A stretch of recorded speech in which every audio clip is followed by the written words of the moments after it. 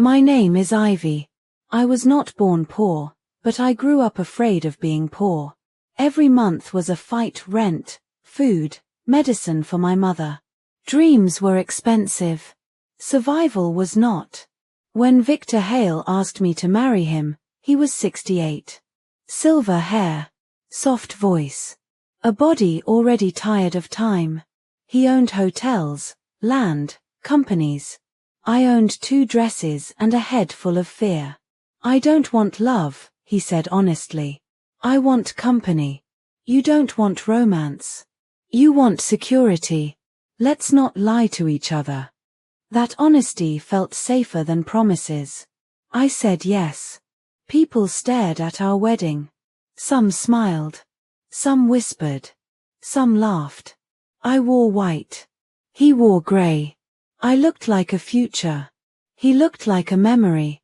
The house was huge. Too quiet. Even my footsteps sounded lonely.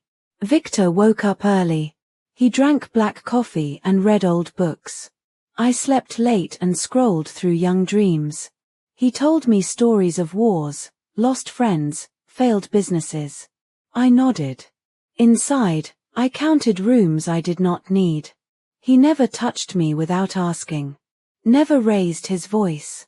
Never acted like he owned me. That made it harder to hate him. At night, I lay beside him, staring at the ceiling, wondering how gold could feel so cold. Sometimes, I went to parties alone. Men my age smiled at me.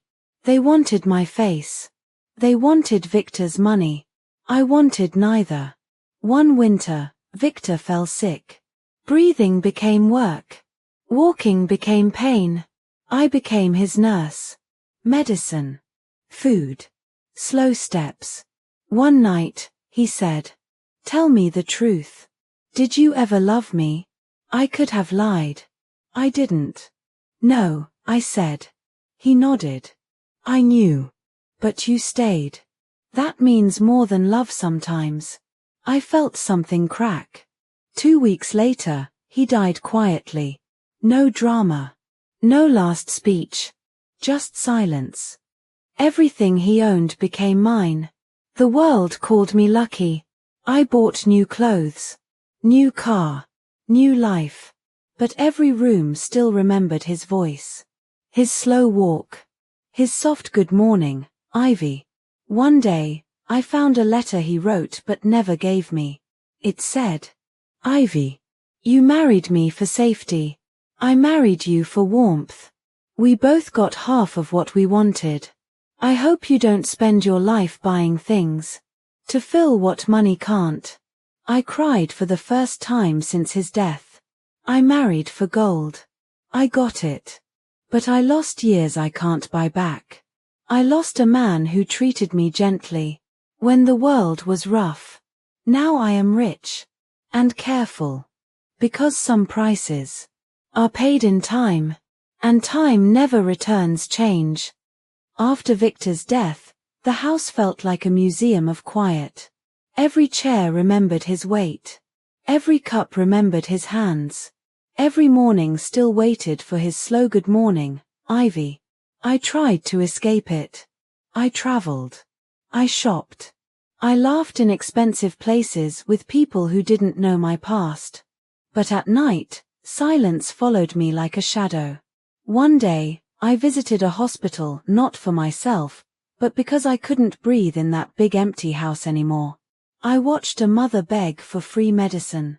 I saw a boy with burns wrapped in dirty cloth. I saw an old man die without anyone holding his hand. And suddenly, Victor was everywhere. In the slow walk of the old man. In the tired eyes of the nurse. In the quiet dignity of people who had nothing but hope. I went home and opened Victor's files. His money was more than I could ever spend. But his life had taught me something money never could. So I sold some hotels, closed some businesses, and I opened something new. The Victor Hale Foundation. Free treatment. Free food. Free education for children who looked like the girl I used to be. At first, people thought it was for publicity. They didn't know I worked there every day. I cleaned wounds. I held crying mothers. I read stories to children who had never owned a book. I sat beside old men who reminded me of Victor. One night, a dying man held my hand and said, "You are rich in a strange way. Not with money, with presence." I went outside and cried. Not from pain, from peace. Victor was gone, but he had left me something greater than gold.